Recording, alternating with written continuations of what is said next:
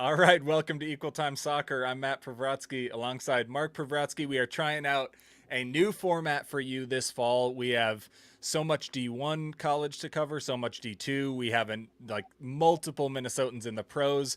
So we are going to switch things up and try and mash all of those beats into one show with Mark and I hosting along the way and some guests popping in as it makes sense. So we are going to start with some pros. And Mark, we got the USL Super League starting this fall, and it's a blast to have pros playing domestically again for Minnesota. Yeah. For people wondering if we know what podcasts and social media and YouTube works like, we realized doing a weekly consistent show is the best way. And it's only 2024. We figured it out. We got you guys. Honestly, it should work out better for all of us to be more efficient. But yeah, really fun this last weekend to see people kick off in the Super League. It was the first week of the year for that league to play at all. They were on Peacock, which made it easy for us at the bar to watch it. It was cool to see a couple of Minnesota connected players play in the first weekend, Matt. Mm-hmm. Talk about seeing, specifically, we saw Katie Duong start for DC. Very cool thing. So, talk about seeing those players in Super League this weekend. Yeah, I mean, I'm just really excited for the league. I mean, having more pro opportunities for Americans is one thing, specifically for Minnesotans for our bias, but having it domestically, having it on Peacock, all these things are so great. We've heard from players they're making, solid wages compared to what players have made in the past. So just so many things to be excited about. And, at the very top of that list for the opening weekend, Katie Duong, former Gopher player, starred for Minnesota Aurora in the W League this summer. Former youth national team star, had some time at Stanford. She starts and goes 90 minutes for DC Power FC in their first match at Carolina Ascent in front of 10,000 fans. It was a really cool, the American Legion stadium over there in Charlotte. Just a really cool setup. You could expect excitement for the opening week. Not surprising, 3 sellouts on that first day, or on that first weekend, but still, it's still absolutely rad. Yeah. I think it also says a lot that Katie earned that starting spot. She was one of the later signings for DC. Yeah. Came in, they played kind of like a 4-2-3-1, or at least there were 2 sort of holding mids. When I've sort of hyped up Katie before, I've described her as this like pure 10 and like put her in the final third, shoot from distance, all of this crap that I babble on about. She really, when we had her on for a show, described herself as more of an 8 because she tracks back so much. She's such a connector and cares about positioning, all that stuff. And so it wasn't shocking to see her play in that spot just because of she really can also settle down a team. And so for a brand new team with a brand new system, it makes sense to have such a solid player there to just keep things steady. I'll say I was actually really impressed with the quality of play from the games overall. I mean, it's a brand new league. These teams have been training for like weeks. And so I don't think coaches have been hired. The pieces have been put together recent for some of these squads. Yeah. And so I don't think the expectation should be that it's like World Cup quality soccer week 1. This is a brand new league, brand new teams.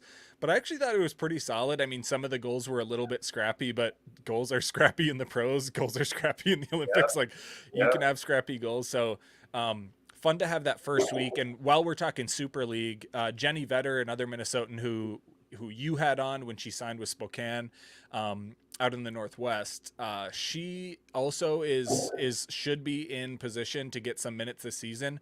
The team even officially announced that she was out with a leg injury, From what I've heard from Jenny, I don't think it's super major. And to be honest, this early in a season, I think it makes sense to be careful. So she wasn't in the game day 18. She got announced as someone on the injury report, but really exciting to have multiple Minnesota connected players in there just because we'll literally get some matchups, where we get to watch both players. And so the Super League is just really exciting. And I couldn't be more excited for more domestic opportunities for pro players.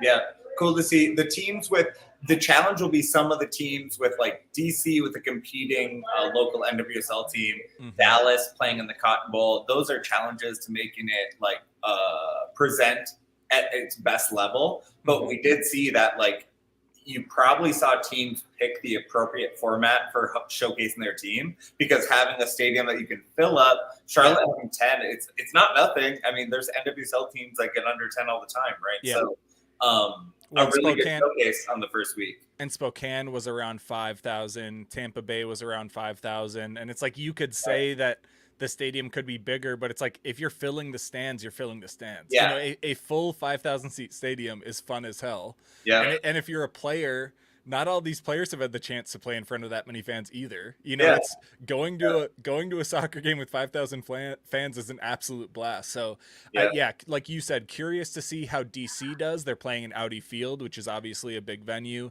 The Cotton Bowl down in Dallas, like all due respect, love that they wanted a grass field. Those games might be really weird. It seats like 100,000 people, so we'll see. They can do like when Pistol Pete played for the Jazz in New Orleans, they would give tickets for $1. They need to do honest and not even a joke. If you were doing a Cotton Bowl game, honestly, you should do say $1 ticket and make it up in food sales. Yeah. If they haven't been so drowned out by spring football league games over there. But Matt, talk about especially through the Gopher connection. There are a few Gophers who had their first pro opportunity this year, and then some continuing, like Kenzie Langdock. But talk about Rashida Beal, talk about Nemec, talk about Kenzie and everyone else from the Gophers who are finding their pro. Yeah, and to be honest with you, I'm not even sure if this is everybody. I'm not sure if I'm missing everybody, but I'll try and give a rundown of every single. Let us know. We'll see. Yeah, folks, let us know. I believe this is every single Minnesota connected woman who's playing professionally. Rashida Beal signed a fall contract with Gintra out of Lithuania. You may remember her from our feed because former Gopher Athena Kuhn played there. Athena then played over in Switzerland last year. Not sure if she'll be going back again. A lot of times these players experience a league and then want to try something new. So not sure where Athena Kuhn might be going. Annie Williams finished up at Parma. She will not be going back. So she, I know, is looking for opportunities. Emily Bunnell just wrapped up in Portugal, and she's back home. She was actually in a picture training with Concordia St. Paul yesterday, so I'm going to reach out and see if she's just getting some touches in. Oh, she found an eligibility rift, and she's going back. She was never paid in Europe, and so she's going back to college. Yeah. I'm assuming the odds would be higher that she's coaching, but I'm assuming she's just training. Had some recent signings.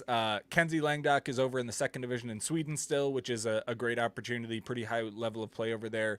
Mimi Eiden is playing in Iceland. Longtime favorite of Equal Time. I still have never had her on for a show, but we'll get her on. She's just totally cool. Megan Nemec, who Gopher fans might remember, she did her 5th year with the U of M, multi-time All-American at Loyola in Chicago. I think it's an absolute embarrassment that I think Ramblers it's an absolute embarrassment, to be honest with you, that a Super League team did not sign Megan Nemec. I'm sorry. Like, she is athletic as hell. She broke the beep test when she was at the U. She's ridiculous. By the way, teams, like, she's going to play in Cyprus, so good for her to get some tape. On the island. Ana Ricarte Pacheco, who played in the Spanish second division last year, I'm assuming she will aim to go back over there. Mark had her on for a show, and she mentioned a lot of fun, like, family connection over there. So she's has some nice soft landing spot to go play there. Vienna, a few sort of Aurora and Minnesota connected players. Sophie French signed overseas, I believe, in Denmark. Khalees Barton signed in the 3rd/4th division in England. There's some sort of combination there. Vienna Benke was over in Greece, I think is still over in Greece. Tiana Harris was playing in France for Paris. Abby Ostrom was overseas as well. And then this week, actually, there was an exciting Ari Del Moral played over in Malta, made the all-league team. And then this week, you found this, Mark, on social, a fun announcement from Rochester United in the WPSL. Bree Johnson is heading over, I think, also to Greece. And so, just a ton of Minnesotans over there. To be honest with you, it's really hard to track those leagues. It's hard to track those teams.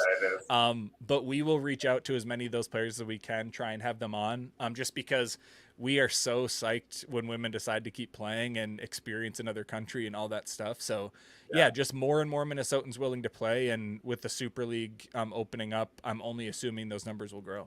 Yeah. Something Matt talked about, the nice thing about the USL Super League here in the US is it is really tough for us to try to find. It's surprising because these are big time leagues, and they actually, these are teams getting awarded prize money. They're doing whatever. Yeah. But the online presence has not quite added up yet. Yeah. So we have players who like Jenny Vetter. We have people like Tiana Harris who are playing in first divisions in Europe. We couldn't track it that exactly. So one of the positive things about the Super League that we can actually get the stats. Mm-hmm. But yeah, it's getting better and better each year. Talk about Matt. You have we have other people continuing pro over abroad. Do you have anyone else you want to highlight before we move on to St. Thomas and the other sections of the show today? I think we maybe failed to mention, or maybe you asked, but I didn't fully comment on it. Mackenzie Rath had done a few different trials over the summer. There's actually multiple sort of summer league players who were hopping out to USL Super League trials. Mackenzie Rath was one of the few that we actively called out because she was literally in pictures. They were posting it up on Maine. Maine, as the kids would say. And other times teams and players are like nervous about when they say stuff. So like we didn't call these things out when like all season long, Katie Duong was leaving for trials. Morgan Stone was leaving for trials. Like players were gone and then back. And so Morgan Stone would be another one for longtime Aurora fans who she had what seemed to be an extended trial down at Fort Lauderdale, and I don't believe has been signed. Haven't heard back from Morgan in a little bit, but she's absolutely in that level of player. The same with like Rashida Beal, Annie Williams, Megan Nemec, Katie Duong, where it's like, this is the caliber of player. Kenzie Langdock. Like these are the caliber of players that Super League teams either should sign or will eventually sign. So I wouldn't be surprised if we see some winter transfer window going on, because these teams are going to have their first fall. They're going to realize what worked and what didn't. They're going to have to reshuffle. That's just how sports works. So I wouldn't be surprised if a decent amount of these players end up at least getting a shot once the winter window hits. Yeah. Morgan Stone, I mean, for people who watch Aurora, it's like, you can tell in the time she's been there, she commands midfield. She has skills. Yeah. She's like a disciplined player. For the teams that are getting players at this level, like you said, you're not getting.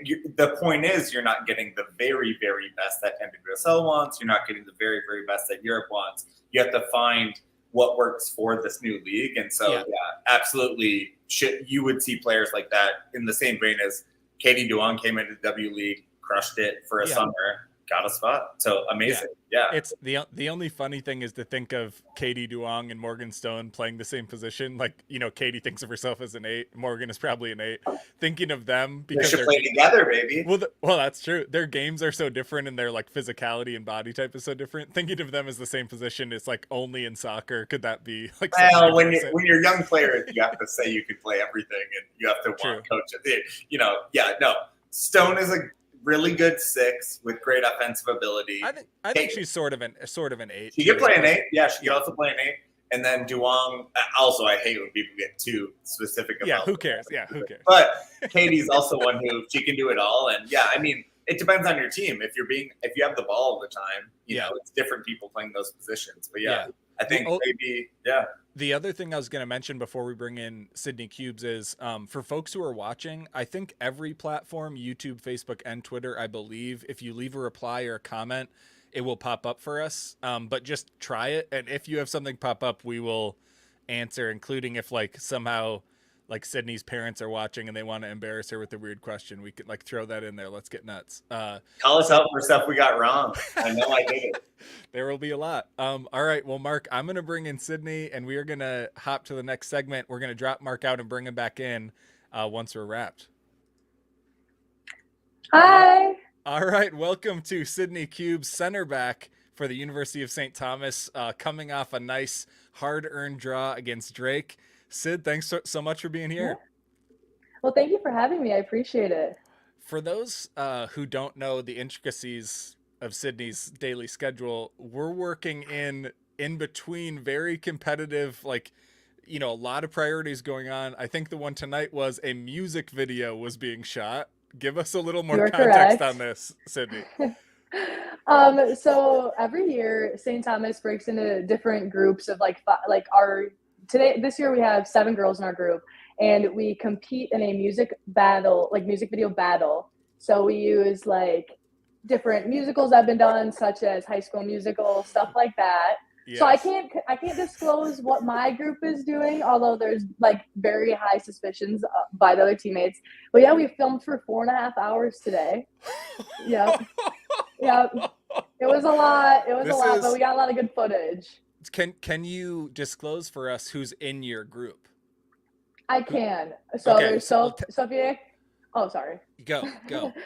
Okay, Sophia Cabral, Sophia Bargesta, Sophia England. So we got all the Sophias in our group. And then Brooke Nygaard, Juliet Carlson, and then Olivia Rowe. Wow, that's a strong group. It's also like a lot of your sort of defensive crew is in there. There's like a lot of strong personalities in that group. So it's been good.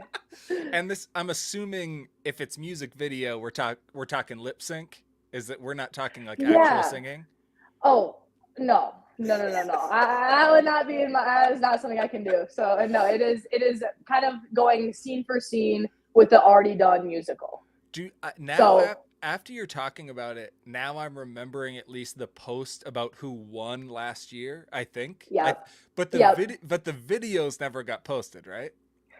No, those just stay between the St. Thomas women's team, like our eyes. Well, I will say to all the Toms watching, if anyone wants to leak one or all of those music videos to Equal Time, either purely off the record and I won't post them, or if people want to get some fame, I am willing to be leaked to. I will just say so. Folks, be ready. Well, that's a blast. I love that kind of team building stuff. I love that also very competitive. I like that. Oh, extremely. It's super like everybody's like, oh, what are you doing? Like trying to get a little information on each player, but we keep our lips pretty tight. So there's not anything going on. What is the prize for this? Is there a prize? Just dignity. I mean, just the fact that you won, and kind of that like bragging, like, oh, how'd your music video do last year? Oh, you didn't win, we did, stuff like that. I like that. It's like, it's trash talk material. I like it. Exactly. Yeah. Well, so I mentioned when we started, you kicked off with a draw against Drake, who was like a very, very strong team out of the Missouri Valley last year. Yeah. A few Minnesotans on that squad too. So some fun overlap where I'm sure a bunch of you have sort of played with Angela or Brooke or maybe not with Malin, who's a little bit younger, although she definitely played against either you or someone else during last year's like UPSL playoffs. Who cares? Yeah. We're going too deep. But so you start off the season, get a nice quality draw to kick things off. But even just in general, for those who haven't followed Sydney's career, Sid started out at UNLV, went into the portal, came to St. Thomas last year after redshirting. So last year, technically your freshman season eligibility wise, redshirt sophomore this year. How does it feel even just this fall in general, having been with the program, knowing the campus, knowing the team versus having to come in last year and just like learn a new school again, learn a new team again? Yeah. Well, there's a difference. Like last year I still felt just as at home as I do now. Like now it's like, oh, I look at these girls as my sisters. But it's just been so positive this year. The new energy brought in, especially by our new addition of our assistant head coach, John. He's really brought a different type of energy, which brings up everybody, which has been super nice. Like the positivity coming out of our practices and games and just being around each other so often it's genuinely like, it's hard. It's impossible to speak upon because it's insane. But no, being here my second year, it's really kind of set that foundation for like, this is my home. So it's nice to just be able to feel comfortable with my change, because that's a drastic change going from, I don't know, 1,300 miles away now back to home. So I mean, it makes you feel good. Like you're like, okay, I made the right decision. Yeah, you're a Twin Cities kid. I think you went to Centennial. I probably joked with you the first time we spoke that's where my wife went. So obviously go Cougars, of course. Of course. Strong Centennial fans in this household. It's good. But you mentioned that transfer process. For you going into that, when you decide to go into the portal, and we always talk about just, I'm sure there's so much that goes into that decision of like, the stress of it, like actually leading up to it. You finally decide you're in the portal. When you were doing that, did you sort of have a set of like a few different places you were considering, or did you just go in saying, hey, wherever I get a chance, I'll consider, it's an open whatever? Or did you sort of go in knowing St. Thomas and a few others are where I'm going to target, and I'm going to reach out to them? Or were you going in saying, let's see who reach out to me? I've done a little bit of both. Kind of kept that door open to see maybe there's a different possibility for another state to explore. I always find that fun, like going out to Nevada was kind of cool. But when I was younger, I had done a few ID camps here at St. Thomas, toured it a few times. One of my best friends, Tatum Treadle, goes here. We grew up together. So hearing like the positivity, I love the like faith built behind the school along with the education itself.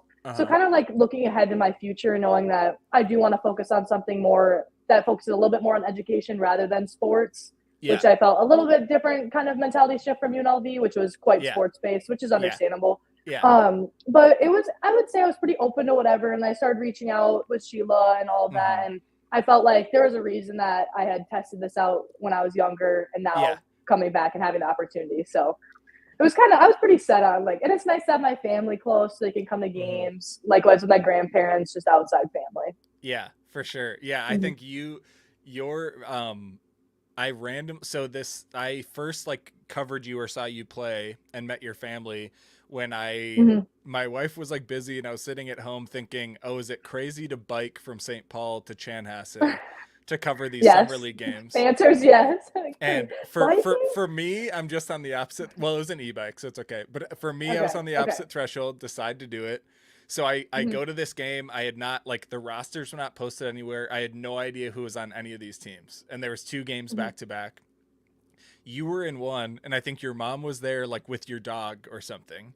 And there's only like 20 people in the stands. And so eventually I'm just like, hey, how's it going? Are you with the player? Blah, blah, blah. So I hear about you at that game and you were transferring to St. Thomas. And I was like, oh, now I get to watch this player who I'm going to cover in the fall. And then later that same time, I talked to another mom. I'm like, hey, what's going on? Are you here with the player? She's like, oh, yeah, that's my daughter. She's going to play at the U like the fall after this next one. And so randomly, this is why you randomly go to games, guys. You will meet future college stars like Sydney Kubes. But but you mentioned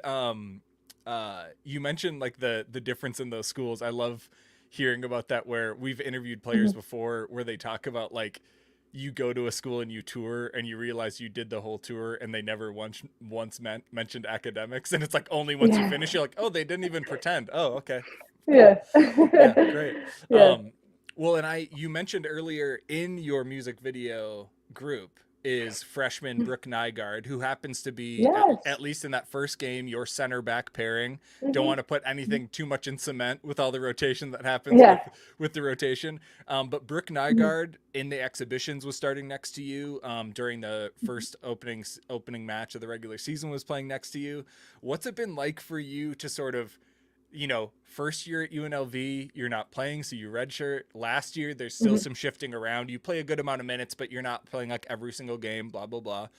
This year, you come in and literally like a freshman is playing next to you. So I'm sure they're kind of counting on you to provide some of that like veteran leadership and all that kind of stuff.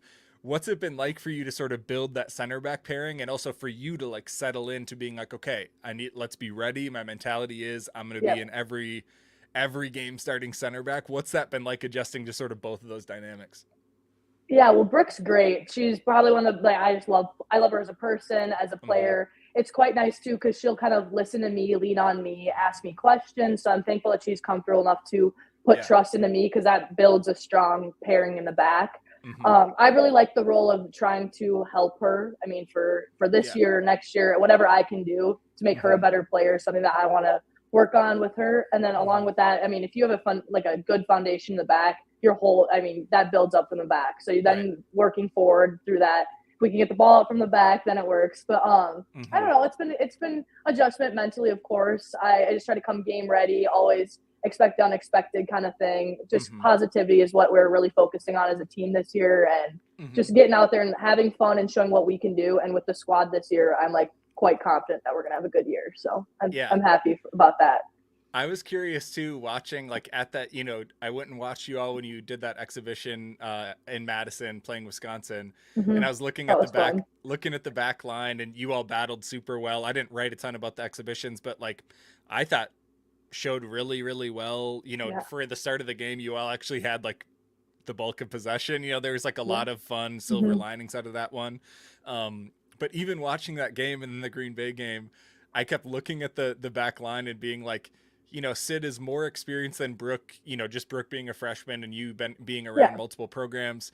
And somehow you still got to be the one playing next to like a longtime veteran at outside back. And I was like, oh yeah, Sid somehow lucked out. Have you always played left center back, or do you play both sides? So I'm referencing Abby Brantner plays left back, and she started at the wing when St. Thomas started. 4 years ago when she started, she was playing up top, but has shifted to outside back and really honestly looks great in that spot. But you get the benefit of having this like fourth year senior next to you. Have you always played that sort of left center back where you're always next to them, or have you mixed around depending on the team? It depends on what the coach wants me. I'm not I'm not left footed, but I have primarily my career played on the left side. Okay. And then Abby Brantner is one of my favorite people ever. So her and I kind of have that chemistry already built in. Not saying like the other side, obviously, but Abby Brantner and I have so much good chemistry playing off of each other. We understand like different tells. So like the way she calls for the ball, I understand where she wants it. Likewise with me. We can kind of go at each other, make sure that we hold each other accountable, which is super nice, and then walk off the field hand in hand, best friends. So I think it's just that chemistry that we've had built is kind of what Coach Sheila sees. So it's so funny to watch her, because when she started at St. Thomas as an attacker, and even like in the years in between, like her running gait and her athleticism is so specific. Like she's so boundy. I've described her as like, she almost looks like a deer. Like when she starts running, she does like a hop, and there's a bounciness to it. And even this fall, there we go. Thanks, Apple. Even this fall, she's really seemed almost even more, like really settled in, and you can almost see it in her physicality of like being such a veteran. And I just think of a program like this where it's newly D1, still in my preview, I said, still really sort of growing into its identity, figuring out what the style of play is, even the switch of style of play from like one exhibition to the next, like there still was very much like things shifting. And so I can't even imagine sort of being part of that growing team, and sort of as things are still settling, because it does come with stress. I mean, like I want to be really honest, like all last year there was so much rotation, so much change, like you could see it just in players like body language. Like it was hard to deal with so much adjustment, because you're trying to create this like foundation. How do you all think about stuff like that, of like, it's so cool to be building this team for the first time, but it does mean you have to carry like a unique thing of, it's not built yet, like we need to build this.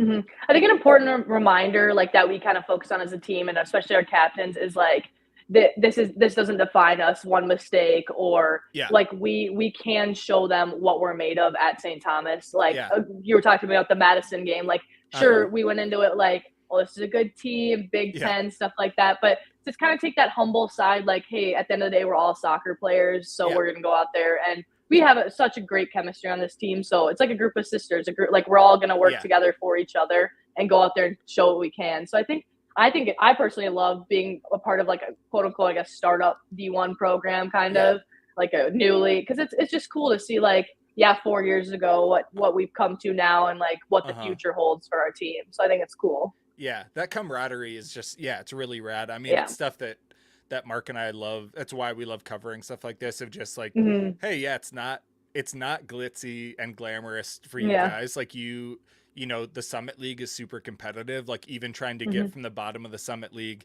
into that top 6, which is theoretically the tournament field, even though you can't be in the tournament, even that step of going from the bottom 3 into like 5 and 6 is like, no one's going to give that to you. Like, it's not going to be, Yeah, you know, exactly. It's work. It's work. or even like you mentioned the Wisconsin game, there was multiple times where like a breakaway would happen and it's like, well, we're playing Wisconsin, so Maddie Ishog is just going to destroy our dreams in this moment, and she's just going to chase me down. Like a forward would get out on the break and it's like, well, no, Maddie Ishog is just gonna like ruin your life in this moment and chase you down and like slide it out. It's like, that's what playing Wisconsin is. That it just sucks. Yeah. It was fun though, and I was proud of our team, and we were all proud of each other after that one. Yeah, I mean, I talked to Sheila after, I talked to parents after. I mean, that game was really competitive. I mean, Wisconsin isn't just a Big Ten team; they're like a very good Big Ten team. Yeah, exactly. And you all are still battling for position in the Summit League. Like on paper, it should not be a close game, and it very much was a game. Like it felt like a game. It did not. You know, the goal St. Thomas gave up early was like just a random misclearance. You know, I took the video of it, and it's like I think it was like Brooke attempted a clearance and just didn't get contact on it, and it's like, well, those are just like you said. That's just like a mistake. That's not like a. You know, it's not like a tactical error. That's just like exactly. Yeah, no. Yes, exactly. Well, you mentioned choosing St. Thomas, not just for soccer, but also for like academics. I notice, at least on the website, you were listed as pre-med, so no big deal, obviously. Just swinging not big. Anymore. Are you? Yeah, I was gonna say, what is your sort of academic interest, and what kind of stuff are you sort of curious about? Yeah, I used to be pre-med. I always want to be a neurologist, but I also have a problem with talking a little bit too much, and probably a little too much energy for what a neurologist would need. So I've kind of switched career paths to sales and marketing. So it's kind of complete opposite, but I like to talk. I consider myself personable. So I think hopefully I can succeed in, I thought medical sales, so I had a little bit, you know, still. Yeah. Well, you can. I mean, the Twin Cities is built for that, baby. It's all med tech all the time. You can jump in. Yeah, exactly. Sure. Well, and you like listen. You could change. I don't want to stress your parents out. You could change majors before you graduate again. You got time. Yeah. You're good. You never know. Yeah, they're listening. Good. I'm sure they loved your throw an embarrassing comment in. I was like sitting back here. I was like, no, don't throw anything. Listen, I've seen them at games. They're very cool people. I'm sure they will eventually give me that comment. We'll just have to wait and see. I'm sure. I'm sure. The other thing, this is me sneaking in the internet said it segment, which no one has ever told me they like, but I obsessively continue to do. This was not exactly buried deep into the internet. It also was in your bio that you were all conference in basketball in high school, which is sort of saying something because you went to a giant ass high school. And so like you would like being all conference, even playing multiple sports at like a 5A high school is nuts. And so you were all conference. So here's the question, Sid. You have to pick, you're obviously starting, of course. Pick 4 other St. Thomas women's soccer players. And the scenario is you're going to play against 5 random players from like the volleyball team or some other non-basketball team. And you are battling for women's fall sports supremacy in a 5-on-5 one-off basketball game. So who are the 4 other St. Thomas women's soccer players that you pick for your basketball team? Okay, I got Kendall Ellis for height, and she used to play. Okay, so it's her and I right now. I'll play shooting guard. Okay, that's what I used to do in high school. And you said I want Tatum Treadle. Okay, where's Tatum playing for you? She's probably gonna have to be just a scrappy defender. So I'll have her play like another shooting guard, get the rebounds and stuff. She'll love that I threw her in there. Okay. I'm trying to think who other we played actually. So we had a 3-3 tournament last fall. So I'm trying to think of who was like. I was like, oh wow, look at them. Well, you said Kendall did play. Yes, Kendall did play, and she's a good post, so I'm gonna put her in my post position. She's like she honestly she's probably not this tall, but she looks like 6'2". When she's lining up, like when the team lines up, I joked with a parent in the stands. When the team lines up, it's like player, Kendall, player. Like she's so huge. Yeah. No, I love her. She was good. She was destroying us in the post. I think her team won. I'm trying to think who else was on her team, but I have her, me, Tatum. Yeah. I'm gonna have to toss probably Ellie.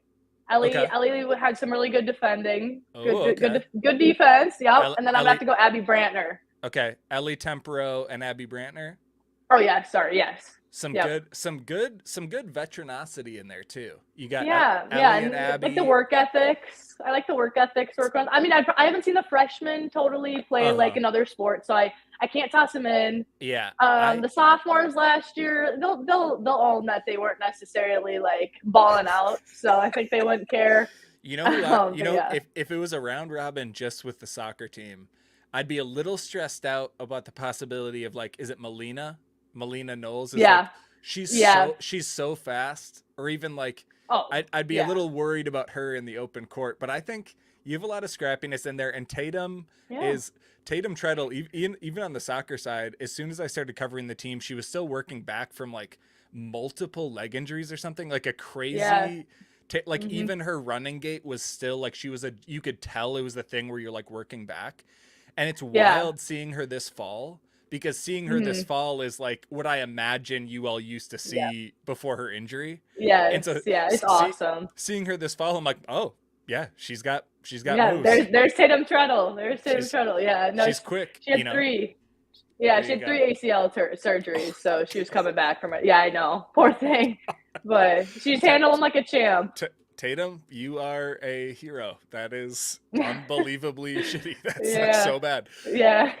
Wow. So that's the starting 5 we're going with. We're going with Sydney Kubes, Abby Brantner, Ellie Tempero, Kendall Ellis, and Tatum Treadle. I think that's a fun 5. So I think so too. So whichever equivalent outlet covers St. Thomas volleyball, talk to us and we'll put this game on. Sydney Kubes, center back for the University of St. Thomas. You all are heading out on the road. They play at Northern Illinois. I will be covering that on Twitter and posting the highlights on Instagram. And then the absolute blast, the crosstown showdown, Sunday, St. Thomas hosts the University of Minnesota. You know I'll be there, baby. We will be there, ready to see a mountain of Minnesotans all playing at the same time. And hopefully we'll get to see Sid starring in the back line for St. Thomas. Sydney, thanks so much for joining us. Yeah, thank you guys. Roll Toms. All right, roll Toms, baby. I think you can see roll Toms right there on the scarf. Everyone rolls now. Yeah. Nice. Well, just a blast to have Sydney on. I think we've worked through a really good chunk of the St. Thomas rotation between shows you did early on, shows I've done with Annie and Issa, but somehow Sydney had not been in there, and we'll keep working our way through. But just an absolute blast to cover the Toms and the Summit League. Take a second to shout out. You see them on the screen. Our sponsors, Pentz Homes Modist Brewing. As you can see from my name and label, I'm sitting in a Pentz Homes, baby. Nate and Lydia are just an absolute blast to work with. They are super, super helpful. They can help you with buying or selling. They can help you if you need to find someone to work on a renovation, a home project, refinancing, all that kind of stuff. Even if you're in a different market, if you happen to be like a St. Thomas parent or someone watching, they can actually do referrals and find you someone wherever you are. So use Pentz Homes. They're just so supportive of soccer. They're super supportive of Equal Time, a long time supporter of us. As Mark always says, the marker of a good person, Nate Pentz, is also a fantastic tipper. So shout out to Nate, who's the best. And then shout out to Modist Brewing. I'm drinking their Citra Mosaic Hazy IPA. All their stuff is fantastic. They are right by the Target Center. So if you're going to go to a Lynx game, because the Lynx are absolutely crushing it, or I think the Twins are doing well too, if you're going to Target Field or Target Center, just swing by Modist Brewing, get a drink there. Maybe tell them you came because of us. Maybe like show those bartenders some love. But shout out to Modist Brewing. They're super supportive of women's sports. They're super progressive for so many other causes in the community, and really, really thankful for their support. If someone becomes a patron during this show or today, I will personally deliver you Modist beer. So I will check. What a tie-in. Matt is committed. But yeah, no, shout out to Modist. I get a lot of love for wearing Modist gear in here. I was wearing their Hawaiian shirt. I wear their trans kids, protect trans kids. People are hyped on it in the bar, so shout out to Modist. Matt, the Gophers started last weekend playing Creighton. Solid team. Had to come back, but got the win, 2-1. What were your takeaways from seeing the Gophers kind of seal that in the opening weekend. Yeah, I mean, easily my biggest takeaway is that usually when a game gets into a run of play, like in like the last few years and even my entire time covering Minnesota, a challenge has been being able to break that run of play. If you watch as much college soccer as Mark and I, it's very, very hard once a game swings a certain way for you to break the rhythm of that game. And so in this case, Creighton goes up 1-0 in the 5th minute on an absolute world-class banger. Manrique, their all Big East midfielder, gets like the smallest window in the entire world, hits it out of the air, upper 90, like opposite post, completely unsavable, entirely unsavable in the 5th minute. And then they continue to press. They are just absolutely disrupting Minnesota. They are having more of the possession. They are fouling. They are scrappy. They just like everything about the game was on their terms. Yeah. And Minnesota, by the end of the first half, kind of slipped in and controlled a little bit more of the run of play, but it still was not looking like any sure thing that they were coming back. They go into halftime, come out. They make a little bit of a tweak in the midfield. They move Sophia Bowman into the holding midfield spot from that sort of 8-10. And she just starts looking so controlling from that 6. She all of a sudden, she gets the ball. She's surveying the field. She's controlling the pace of play. She's controlling the run of the pass. And they just find a way to flip the entire script and all of a sudden get the game going their way. It's very rare that I've seen any team do this. Not a Gopher thing, like any team do this. And then Caroline Birdsell, just absolutely ridiculous. We posted their goals everywhere. I mean, she was unbelievably hyped last season. I think we're seeing why she was unbelievably hyped. She can finish, and like finishing, I like some people say, like you are just born with it. You are a natural finisher or you aren't. She just is a finisher and just absolutely lethal. For the very rough context for people, the Gophers last year were somewhere between like 80 or 90 in terms of RPI. Creighton was somewhere around like 140, but they have a brand new coach. So on paper, Minnesota should win this game, or at least, like more times than not should win this game. Yeah. But winning it this way gave me so much more confidence because it wasn't going well. It actually was going kind of shitty in the first half. Yeah. And they find a way to come back. And so that grit and that belief is something that head coach Erin Chastain spoke about post game. Just the idea of, no, that like she even said in her literal interview, you can see it online. She said, even if we didn't win this game, I was unbelievably happy because of the belief that the team showed. Yeah. It's a tough team to match up against. For the U, it is the non-conference where there's not a lot of win in terms of beating Creighton, but it is a tough challenge. So good enough to get the win. Talk about also coming up this next weekend, we have you heard anyone try to call this anything? Minnesota versus St. Thomas. I'm not trying to name it. I'm not trying to claim the name if it's the Minnesota Cup, but it's the only 2 D1 teams for women's soccer in Minnesota. I guess the fact that we haven't tried, I guess, is the failure. I mean, I don't know who else would give a shit about. I like to respect the fans. Well, I think in this situation that might just be us, but throw a poll up. Maybe we have to throw a poll up. Yeah. Maybe we'll throw out some options. Actually, we will do that this week because they don't play until Sunday, so we'll throw some options out. Yeah. I just call it a crosstown rivalry. That's just like saying what it is, but I do think a rivalry makes sense. I mean, I do think it's cool that they played last year. They're playing again this year. It actually isn't that easy to build these non-conference schedules. Sports that aren't soccer, because I follow, college basketball a lot as a side thing. The other sports have more dynamics where they won't just right away start this.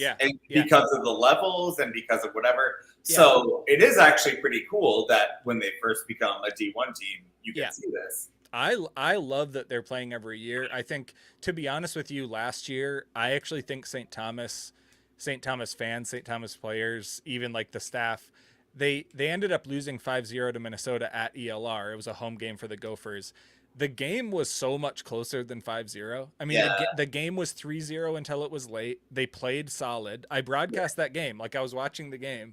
And I think the score line freaked people out of like, oh God, we got crushed. I think they showed well in that game. And I think on paper, St. Thomas is quote unquote supposed to lose to the Gophers. Like that's just on. Well, they definitely should if you were measuring, budget, player. Yeah. So all those things. So if you know that going in, the game can only be fun. Like go in knowing no, we can go in and show what we do. It's great for St. Thomas. Yeah. And so I love, and like for Minnesota to still schedule games like annually, if this ends up being like an actual annual game, I think that's really, really cool for Minnesota soccer. Yeah. It is. And I mean, 1 p.m. at the South Field. There's a little bit of a weird route you need to take to get into the stadium. We'll post that onto our social media and stuff. The team has actually done a really good job. They did some fun content with it and stuff too. So it's going to be packed. I mean, get there early. And here's a little hint. If the stands are too full, go watch from parking ramp. The parking ramp, the third and second and even fourth stories are actually some of the best seats to watch games in that place. I went to watch their game the other weekend, and I went to the parking ramp, and there was clearly, I don't know if it was an aunt or a grandma of some player, because she had both her chair in the parking ramp and balloons and she was repping. So it is, it's a nice move. I have hung out and had a couple beers in the parking ramp, full disclosure, and I was like chatting with Cameron Rintoul's mom. Like, there's people who know. It's because it's a very nice soccer field and there's good stands. Yeah. But you don't have any elevation. So being in the parking lot is kind of like being on the end zone line. Yeah. You can see the run of play. It's cool. Yeah. Mm-hmm. But that'll be fun for Minnesota. We'll throw up some poll to try to, we aren't going to define the rivalry name. We will let the fans define it. Mm-hmm. But in terms of the Gophers, Matt, like they came back on Creighton. They're going to face St. Thomas, obviously. Yeah. But I wanted to ask you specifically, like Megan Plashko has been the keeper for a couple of years, very solid on a team that competed a lot, and is now starting for like a very highly touted TCU team, by the way. And she had to do a lot of work for the Gophers when she played here because they face a lot. And now a freshman, so rare, Sarah Martin started the first game. Just talk about her. What's going on there? I mean, you can't talk about that without giving such incredible credit to what Sarah Martin must have done during training camp, because crazy. I showed up to the exhibitions. I don't always write about the exhibitions anymore. Like, we avoid getting too deep into it, but you go to the exhibitions, she starts the first one, and then Cam Zhu plays the second half. Then the second game, she starts the second one, Cam Zhu plays the second half. Yeah. And the issue was, the defensive unit didn't get challenged at all in those exhibitions. Like, not even a shot, like just no. And so every single thing that went into that decision was based on training. So we're not there every day. We're not seeing what happens.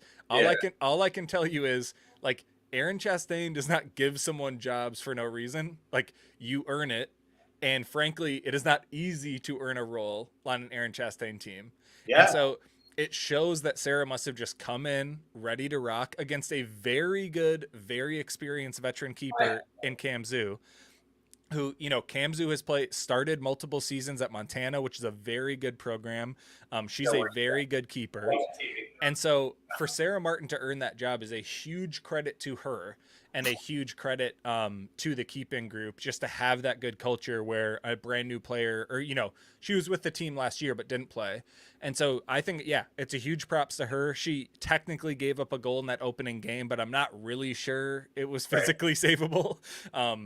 And so I'm really excited to see how she does. She's one of multiple sort of first-time rotation pieces. Ashley Turk at right back, Carolyn Birdsell up front, Avery Petty in the midfield, Aaron Gabriel up front. Like, there are multiple first-time contributors, and I'm forgetting some, obviously, but there's multiple first-time contributors in this group.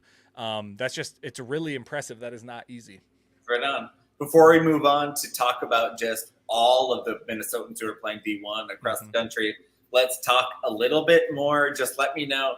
The Big Ten is a part of the college realignment, obviously driven by football and basketball, but soccer is not exempt to the change. Yep. And so the Big Ten is way different now. We have both teams that are far away and also very good. We have pulled in Oregon. We pulled in other West Coast teams.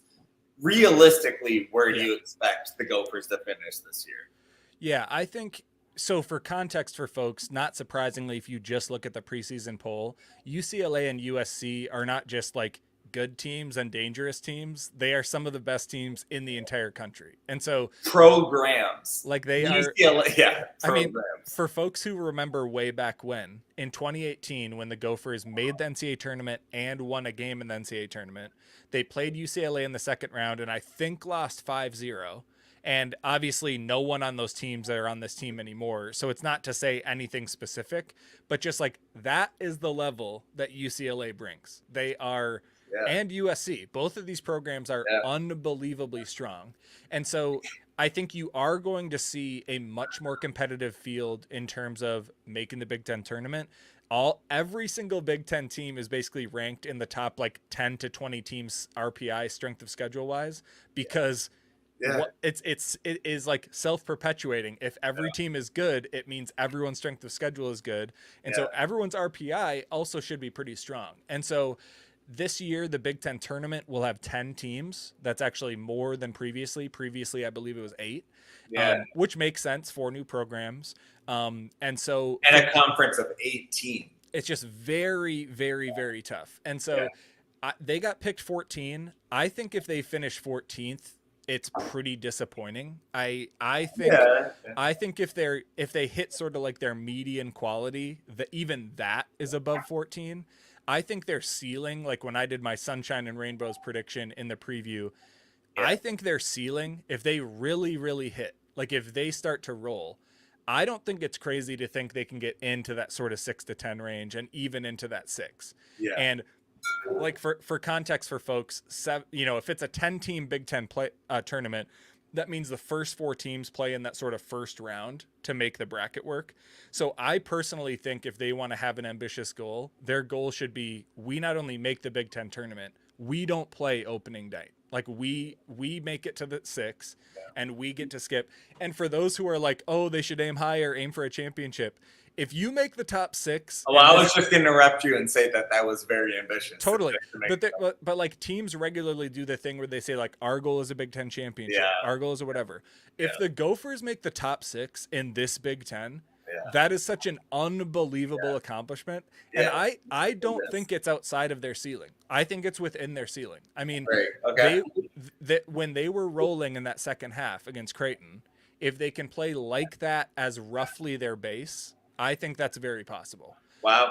That would be a step up for sure in the path of like Erin Chastain having a few years, building her program. Because not easy to level up in the Big Ten. Like I don't know. For people who watch equal time, it's tough. The Gophers don't have an easy time. It's unbelievably tough. And the other thing I will note is it's doubly tough for the way they're starting this Big Ten, because you're only going to play either the LA teams or the Northwest teams. And all respect to Oregon and Washington, but playing the LA teams is far more difficult than playing the Northwest teams. And they start off with an away trip to LA. No, I mean, PJ Fleck has it harder than Erin Chastain for sure, because his schedule got worse than hers. But no, it is a brutal thing of it's fun how, hey, the Big Ten is one of the big 2. It's not easy then to win in any. The track athletes, I imagine, just trying to compete with Oregon. Dude, the Olympic sports, like obviously in conference realignment, all anyone talks about is football. But they're big schools in those sports. The Olympic sports, like arguably had an even bigger jump up. Like when you talk about like UCLA and like you said, Oregon, Washington, like these are Olympic sports powerhouses. And so it's going to be wild. Yeah. Well, let's move on to the D1s broadly, Matt. Yeah, let's do it. So you have started your initial scrub. Thanks to everyone who helped submit names. For those who haven't heard about this before, as Mark mentioned just before, Minnesota only has 2 D1 programs, and just before that, we only had one. And so Minnesota has always been a huge exporter of Division I women's soccer talent, to the tune of like hundreds, like over 100 Minnesota players. And sometimes even over 100 exports to other states. So, Mark, you've just started this year's scrub through. We've just gotten through sort of that opening weekend. What stuck out to you about that sort of initial scan of sort of where players are and what's been happening? Yeah, well, first of all, shout out to everyone who has helped us and submitted players when we posted on social. Mm-hmm. We are at this point, after having the first week like boost from submissions at 118 players. Mm-hmm. And the biggest thing I would say is just to give you guys a sense of the trends, and of course, very spread out, but St. Thomas is the most Minnesotan team again, 22 players for Minnesota. Minnesota has 14. Mm-hmm. NDSU has 9. And then we go to Wisconsin, Northern Iowa, South Dakota State, and South Dakota with 5 each. And then Drake, Army, and North Dakota with 3. So it is interesting to see. Obviously, we have a lot in the Summit League, a lot in the region. But, there's a concentration of players for sure. Yeah, and if folks follow us on social, they obviously see the crazy standout performances from Izzy Engel had a hat trick, in a game for Notre Dame. And by the way, also played 45 minutes in their first match. So really has already put her mark on the rotation, which is unreal at a program that good. Barrett Parton had a brace that we heroically posted to social media because the game will not count. Because there was a weather delay. But who else is at sort of the top of the list in terms of those first years? Yeah, I might have you expand on the Barrett Parton ghost goals. But otherwise, freshmen stood out in a sense of like, it is so rare to see freshmen really play right away. So Ashley Turk for VU, that was crazy. At right back. Yeah, Brooke Nygaard at St. Thomas, 90 minutes in their freshman debut. Grace Polidal at Army, which we're hoping still to do one of these academy shows, but for the players who are going to Army, their school is way harder than anyone at the academies is way harder than these other schools, including Stanford or wherever. But so her sister Hannah also is at Army, by the way, very cool thing. Mm-hmm. But South Dakota had 3 freshmen make debuts. So Sadie, all forwards, Sadie Straight, Brooke Nelson, Gabby Ryan, all as freshmen played the first 2 games, all had minutes. And so one of the results was a win, 5-0 over Morningside, obviously kind of an early season, non-conference game, but very impressive to see young players like that. And then I would say they also have a teammate, Brooklyn Bordson from Lino Lakes, who plays in South Dakota. She started 18 games last year. She's played 1,000 minutes last year and 2 assists. So Brooklyn Bordson and the 3 freshmen are kind of running on South Dakota right now. Yeah, the freshman stuff is just nuts. I mean, we try to talk about this. You shouldn't go in expecting to play as a freshman, even at D2, even at whatever. Like, it's hard to make the jump. Like, even if a team isn't great, like, it's hard to adjust to this level. And so no one who's a freshman should see this and be like, wait, I'm not getting a hat trick. I must not be playing well. It takes time to adjust to the level. But that's what makes it so insane when players can come in and even play at all. Like, it's just nuts, crazy stuff. Like the 3 freshmen at South Dakota. And you mentioned sort of who's contributing right away. You mentioned sort of where they're most concentrated. Where are some spots where sort of players might get a chance to play deep into the fall? Like on some of these contenders, we mentioned Izzy Engel at Notre Dame. What are some sort of powerhouse programs that feature some of these Minnesotans? We have a few. It's nice following it over years where you start to actually like track these players who really are contributors. So Jessie Hunt at Northeastern, she at a point was leading the country in assists last year. She is back again as a grad student. She had 6 goals, 10 assists last year.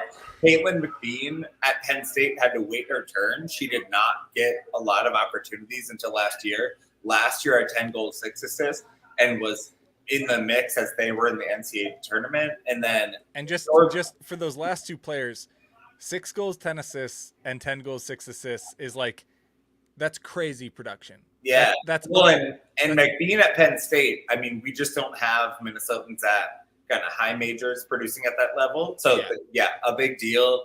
Northern Iowa is always a spot for us. So Olivia Nopal had 9 goals and 6 assists last year. Lauren Heitch, 7 goals, 4 assists. They're both back. And then they have some newcomers. So Northern Iowa is always a place for us. And then one of the greatest freshmen last year was Angela Gutierrez at Drake. Yeah. She contributed. Watching her play St. Thomas in their opener, you just see people feed her the ball. She is a big part of the offense, and you can tell. So it's exciting to see how far she'll go because people really seem to recognize her talent on the ball. Yeah. A few of the other seniors to go through quickly. Sophia Bowman at Minnesota last year, a big contributor. Caitlin Bilkey at South Dakota State. Peyton Cahill at Wake got her chance later in the season last year, and then now has been playing again. Claire Gagney transferred from Brown to UNC, a huge transfer. That would be like a men's basketball type transfer of snagging to get an NIL deal. And she started the first 2 games for UNC, a huge step up from being at Brown, even though Brown's a good program. Yeah. Maddie Darlene at UNC, Paige Peltier. One of the transfers also like Gagney, who went from Notre Dame to Boston College. Yeah. And she immediately played, got an assist, I think. So Maya Hansen stepping up from South Dakota State. Going to Iowa. One of their best players ever. Mm-hmm. She is trying to get kind of showcase, obviously, at Iowa and she got to play right away. And then I would give a shout also to Mariah Wynn, who is just always a baller. She crushed at Bemidji State, transferred to St. Thomas, and they're not a huge winning program, but she had 5 goals and 2 assists on a team that didn't even score and win that much last year.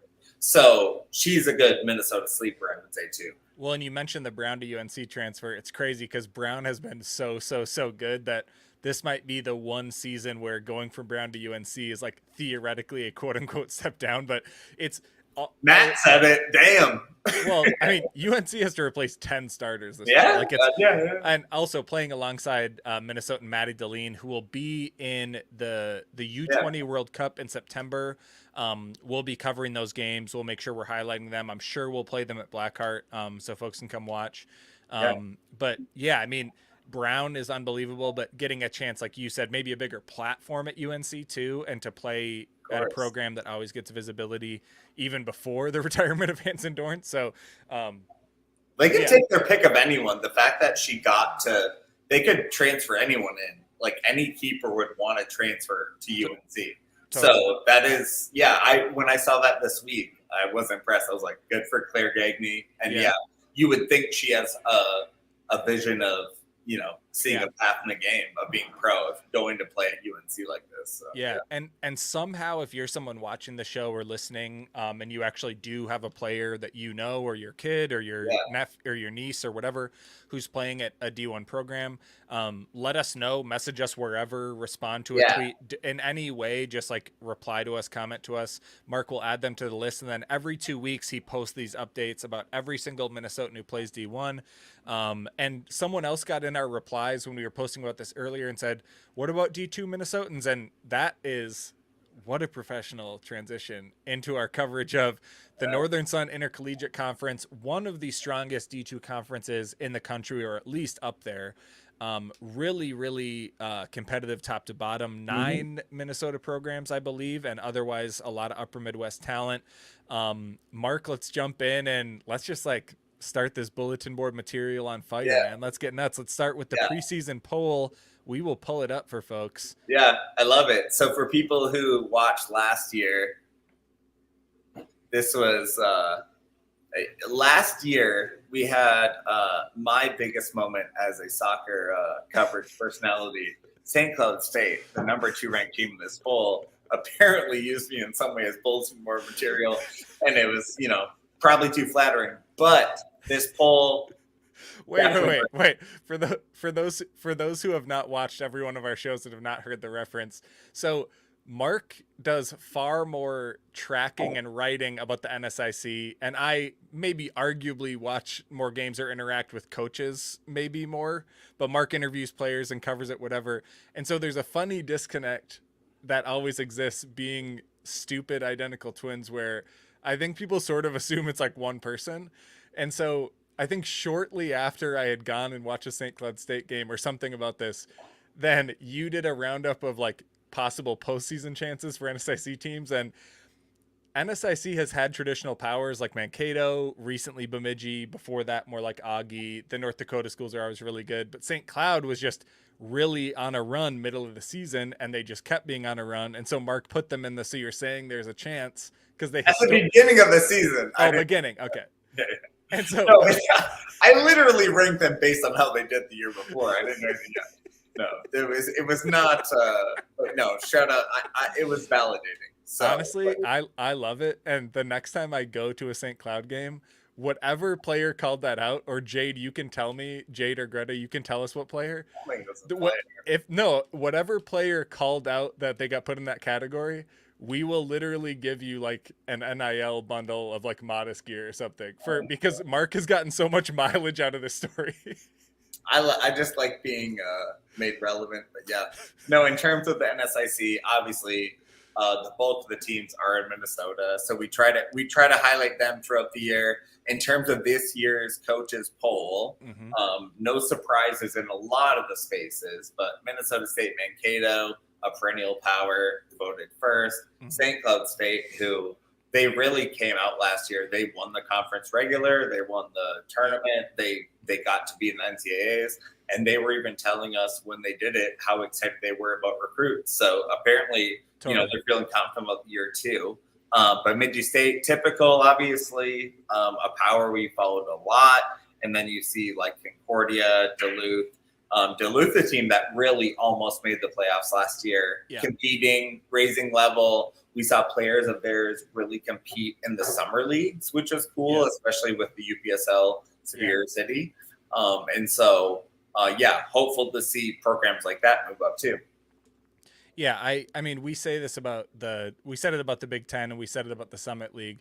NSIC, maybe it's even more true. It is so brutally tough to like change your stars in the NSIC, like to go from one position and level up and level up and level up. Like every game is so tough. We talk about the traditional powers, but like I probably regularly forget to talk about like how tough Concordia always is, how tough Northern always is, Mary, like Bismarck, like everybody. It is so hard like to climb that ladder. That's what made St. Cloud's run last year just so fun, because they very traditionally are an underdog. Like they are not a consistent power. This isn't like a super chill thing to discuss, but like programs the NSIC are funded very differently, same as in the Summit League. Like they do not all have the same level of resources. I think it's fair for me to tell you all, St. Cloud is not at the top of the list of like the most resource programs. And so they have an all-women coaching staff. So like that's why they were such a fun Cinderella story for us. But really all of these programs are playing like really, really solid soccer at worst and really quality soccer at best. I mean, it's really solid stuff. And like we always say, anywhere you are in the state, you are within like 90 minutes at most from an NSIC team. Like you are close. So, to give you guys a sense, I'll highlight the players that coaches wanted to spotlight for NSIC. I'll read them really quick so you see the different teams that have Minnesota connections. But Bemidji State, you have Maria Stocky, who's a midfielder. She's from Andover originally, had 5 goals and assists last year. And Emma Kulsnitz, mid and D from Anoka. There are a lot of bird representation on these teams. Sammy Ponsabani, forward from Lakeville.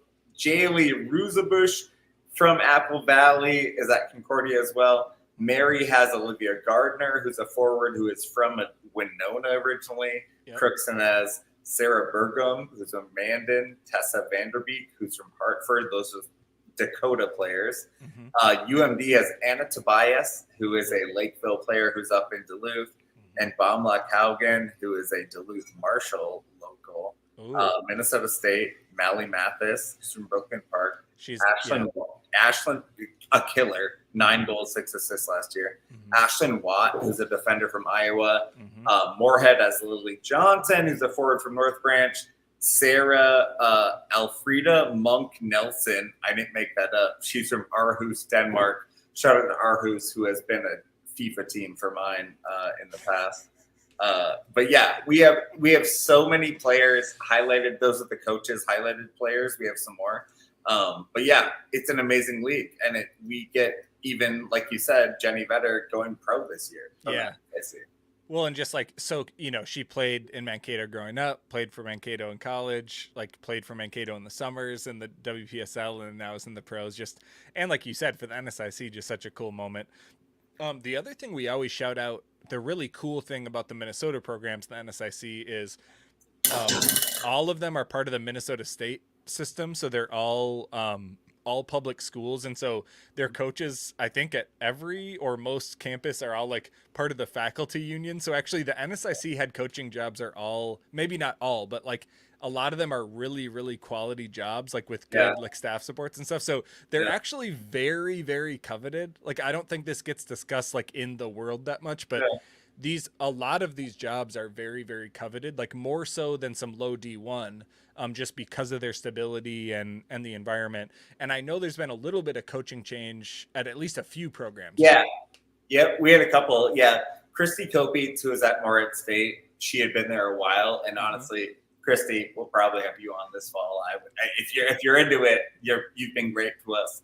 But she had been coaching for the Dragons. A new coach at Winona State is Delaney Marier, Marier. So Delaney she had been. Yeah, Bennett Salvo. Yes, she had been both the director of Salvo, like women's soccer programs, and also been at UW River Falls, at Carleton, at St. Thomas, at Woodbury. So obviously a good hire for them, or a good opportunity. So hopefully we can reach out to Delaney and learn more about that too. Yep. Yeah. And Christy, I think, stepped down, and like you mentioned, we'll have to have her on. We're definitely going to try and do more of these watch alongs. The NSIC parents, or at least the Bemidji parents for sure, went nuts when we did like the national tournament one. They have a cool Facebook group where like all the fans and parents like share their stuff. If other programs have those, by the way, like DM me or message me or email us or whatever, and because then we can share some stuff into there so you'll see it, because we know not everyone is like following Twitter, following Instagram. So if other programs have that, or like coaches, if you're watching, whatever, if you have stuff like that, even like stuff where we should post stuff, let me know. We'll do whatever. But yeah, the NSIC getting started, they report a little later than D1, understandably. So I think they just sort of got their stuff underway. We're seeing teams do their media day, all that sort of fun, cool stuff. Anything else with NSIC, Mark, that we didn't hit?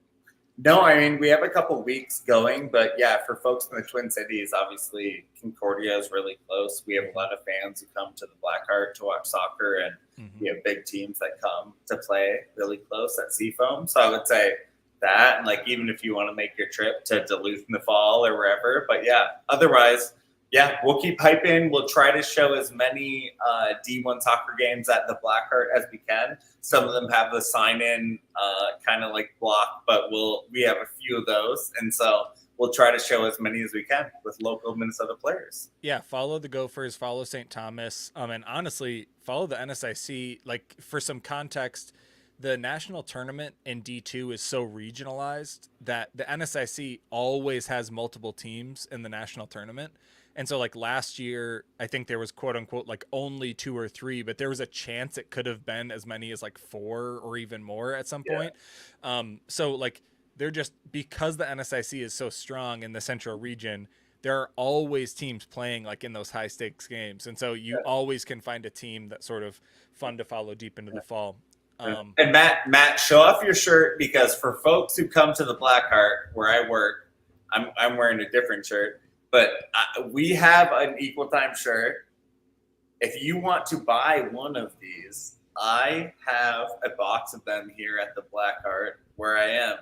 And if you show up and say, "Oh man, I want to buy an equal time shirt," I got you. So just so you know, we do our best. Like, we have some people out there already, but yeah, spread the word. If you ever show up in one, I am guaranteed to buy your drink. So, I'll just give you money. Yeah, I'll just give you cash. I'll just give you cash in person. I promise it. Yeah, so show up. I'll just hand you cash. So thanks so much, everyone, for joining us. We're trying out this new format. Let us know if you like it. Let us know if you like the other stuff better. We're cool to do truly whatever people are excited to tune into. Mark pretty soon will start having those D1 Minnesotan rounds up, the NSIC roundup. Next week I'll have a column where I touch on some St. Thomas stuff, some Gopher stuff, probably stuff in the pros, trying to break down some of these players and teams. So really appreciate your support. If you can become a patron, patreon.com/equaltimesoccer. Otherwise, even sharing this show means a ton to us. We love doing this work. It's an absolute grind, but even you amplifying our stuff is the best. Subscribe on YouTube. Get on YouTube, y'all. Subscribe and like, baby. All right. Thanks so much, everybody.